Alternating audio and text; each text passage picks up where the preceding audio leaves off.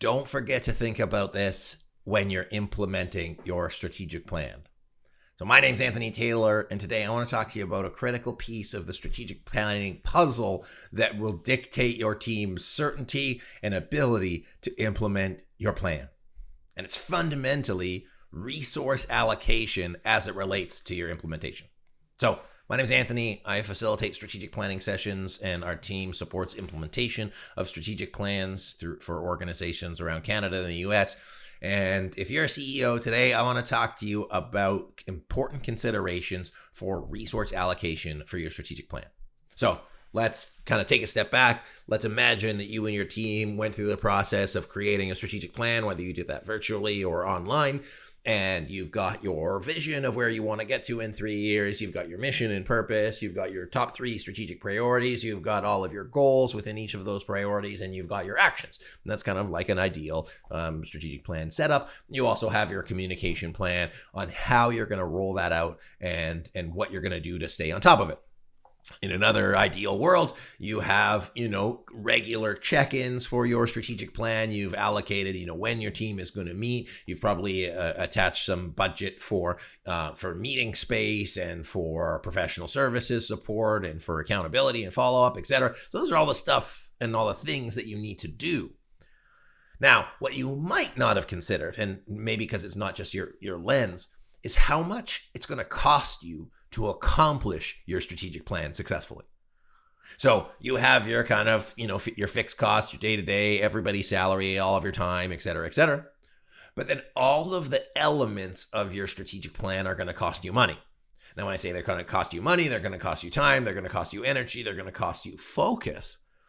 But for you to be able to successfully implement your plan, you need to properly allocate resources to get it there.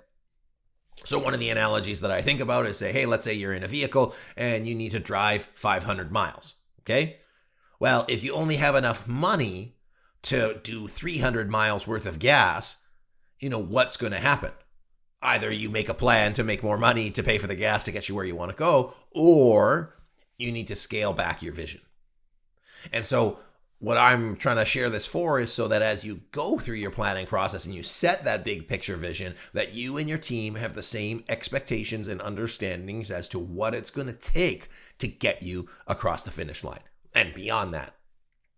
And so the resources that are going to take to implement your plan successfully are going to come in a lot of different forms. There's, just pure money. Hey, we need to make investments over here. We need to buy a business over here. We need to hire, 50 more people. Well, there's going to be a huge headcount there. There's time to implement projects, time to talk about the strategy, time to communicate with the team, time to communicate with the employees. And then there's focus. Focus, hey, we're going to focus over here. We're not going to focus over there. We're going to sunset some of these projects so that we can put our energy towards these.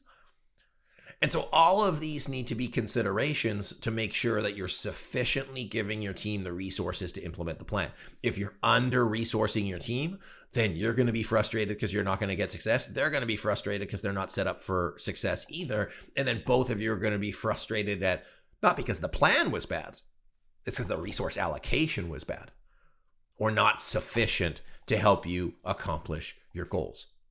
So once you have that end point in mind of where you want to go, your one destination, and once you have your strategic priorities, it's important to break down each of those strategic priorities or actions or goals or projects or however you want to call it, and try to tie that into your funding process so that you can create a budget for each. Now, one critical component that we haven't talked about is that, right, so far we've been looking at all of these as expenses. I'm spending here, I'm spending here, I'm spending here, I'm spending here. We're not just throwing money into a bottomless pit. They're investments. And so when we think strategically, we have to say, hey, what are the best investments we can make in our team? When we're investing in people, it's to create capacity. When we're investing in systems, it's to create continuity and foundation. When we're investing in communication, it's to reduce mistakes and improve morale. When we're investing in marketing and sales, it's to grow top line and to bring more, funds into the business. So, there's two ways of looking at it. Spend, spend, spend, invest, invest, invest.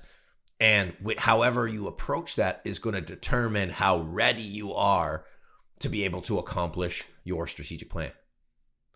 And don't forget about your team, right? Your team is the engine that is going to be driving your strategic plan forward.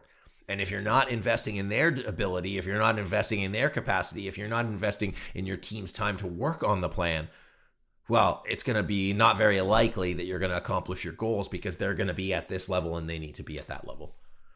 So whether you do it internally, whether you do it with an outside consultant or facilitator or support team, make sure that you don't underestimate the importance of investing in your team as you go on that strategic plan journey.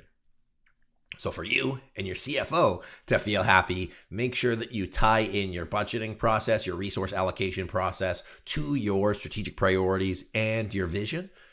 It'll give you a greater sense of comfort of what's going to be required. And it's going to give your team a greater sense of ownership to understand, hey, how are these decisions and these kind of like sometimes wishful thinking or ideal scenarios that come up in a strategic planning process, how do they translate into dollars and people and time and focus, so that the gap between the two of expectation is smaller and that your team has a greater likelihood of success. So I'd love to hear what you thought of today's video. Just appreciate you watching. Be sure to like and subscribe for more content on strategy and implementation. And if you like this, we also have our strategy and leadership podcast, where we interview senior leaders that talk about amazing subjects on strategy implementation, leadership team development, and other considerations as you go along your strategy implementation journey. My name's Anthony Taylor. Thanks for watching. We'll see you again.